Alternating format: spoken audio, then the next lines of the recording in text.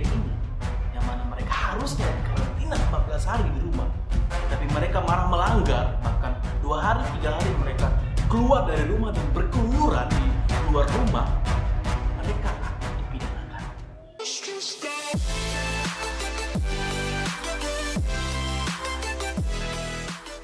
Halo kawan-kawan semua, selamat datang di channel YouTube gua, Azam Latif, dan ini adalah video pertama gua di channel YouTube ini.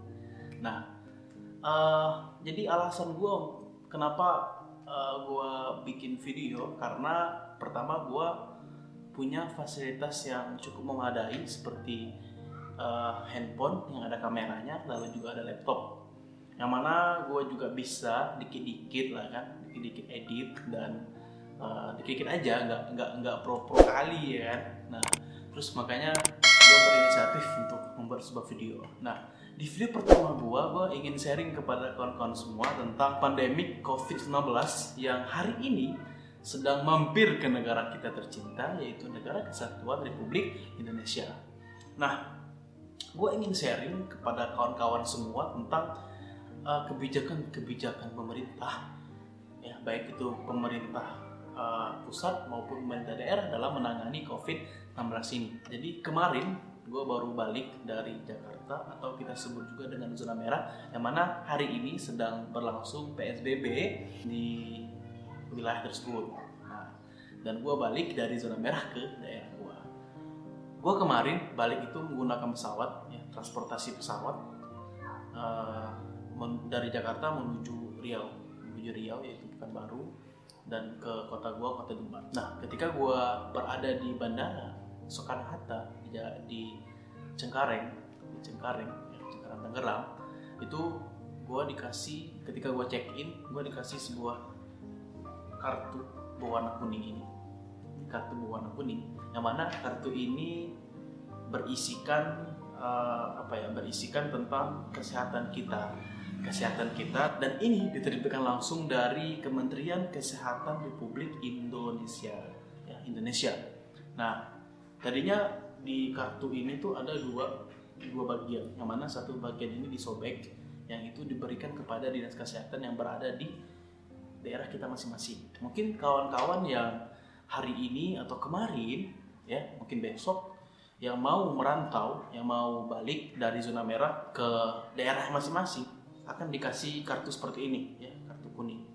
Yang mana ketika gua nyampe di Riau itu, dan sebelum gua keluar dari bandara, cuy, gua dihadang oleh polisi. Ya, ada polisi tuh, ada tentara, sama ada beberapa pegawai dari dinas kesehatan kalau nggak salah.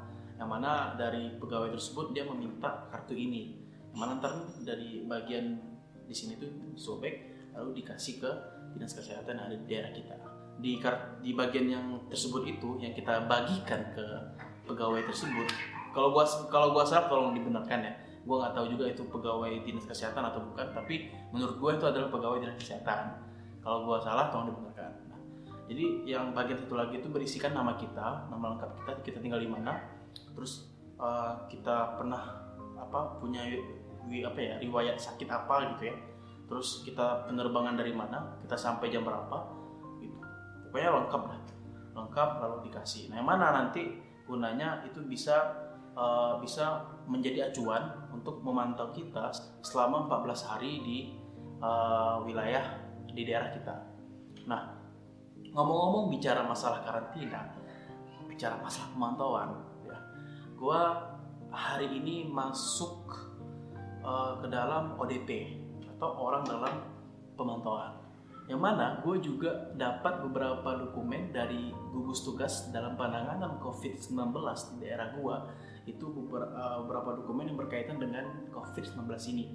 Di antaranya adalah Kepres nomor 11 tahun 2020, Permendagri nomor 20 tahun 2020, Perpu nomor 1 tahun 2020, PP nomor 21 tahun 2020, SE Mendagri COVID-19, SK Gugus BPBD, terus rapat koordinasi gugus tugas, instruksi Mendagri nomor 1 tahun 2020. Nah, yang paling gue soroti adalah SE Mendagri COVID-19, yang mana diantara poinnya adalah protokol untuk kelompok rentan atau pelajar.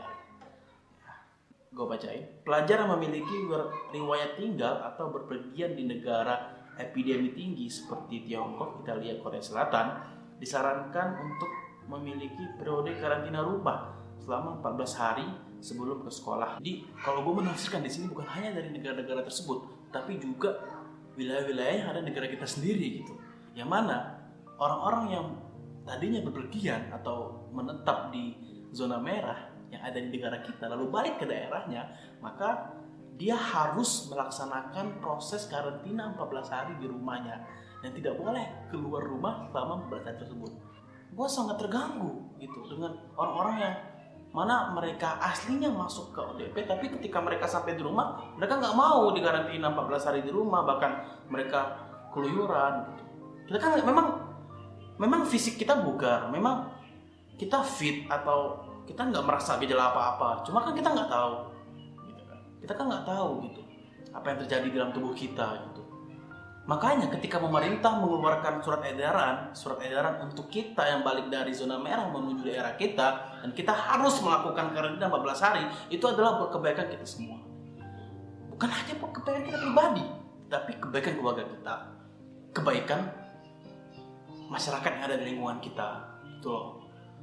Nah, dan gue dapat informasi langsung dari sekretaris gugus tugas penanganan COVID-19 yang ada di daerah gue bahwa memang orang-orang yang balik dari zona merah tersebut mereka harus dan wajib dikarantina 14 hari di rumah mereka, dan bahkan ketika mereka di rumah pun mereka harus menggunakan masker ketika berbicara dengan sanak keluarga yang ada di rumah, dan juga harus